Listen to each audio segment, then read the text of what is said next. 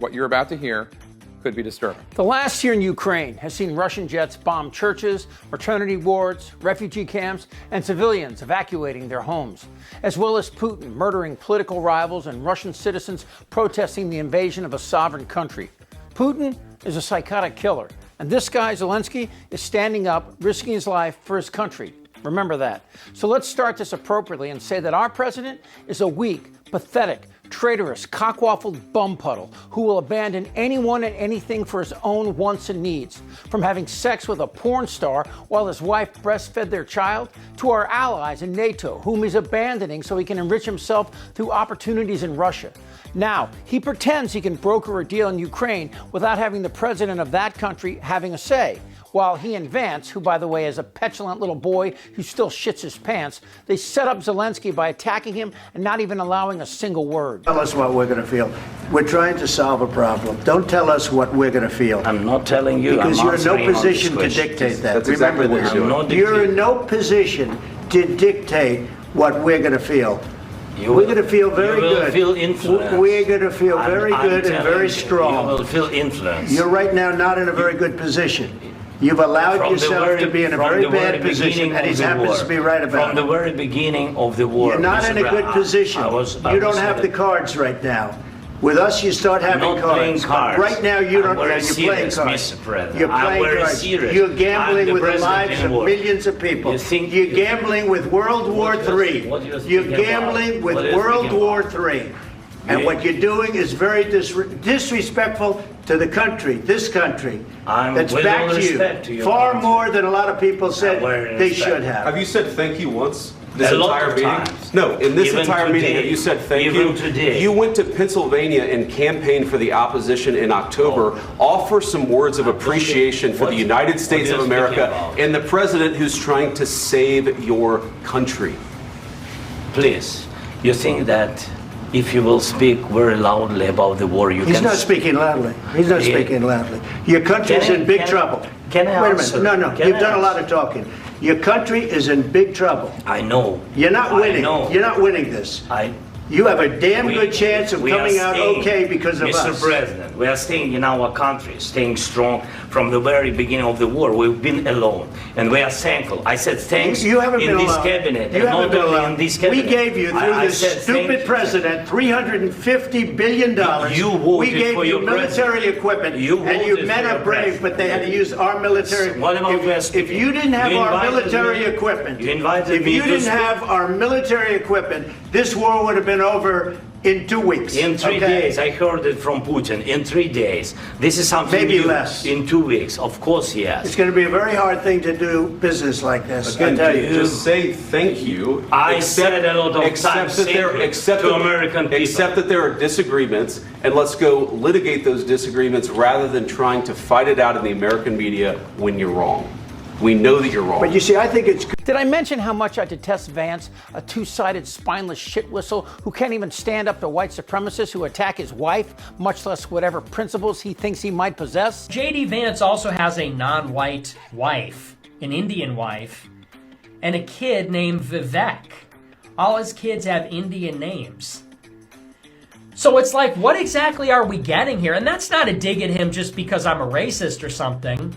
But it's like, who is this guy really? Do we really expect that the guy who has an Indian wife and named their kid Vivek is going to support white identity? What's happening here is a cowardly attack on a brave man. For 4 years in the United States of America, we had a president who stood up at press conferences and talked tough about Vladimir Putin, and then Putin invaded Ukraine and destroyed a significant chunk of the country. The path to peace and the path to prosperity is maybe engaging in diplomacy. We tried the pathway of Joe Biden of thumping our chest and pretending that the President of the United States' words mattered more than the President of the United States' actions. What makes America a good country is America engaging in diplomacy. That's what President Trump is doing. Diplomacy? You don't know what the you're talking about. What will Putin give back to Ukraine? The lives of these men, women, and children they murdered? Their land? You really think Russia will retreat?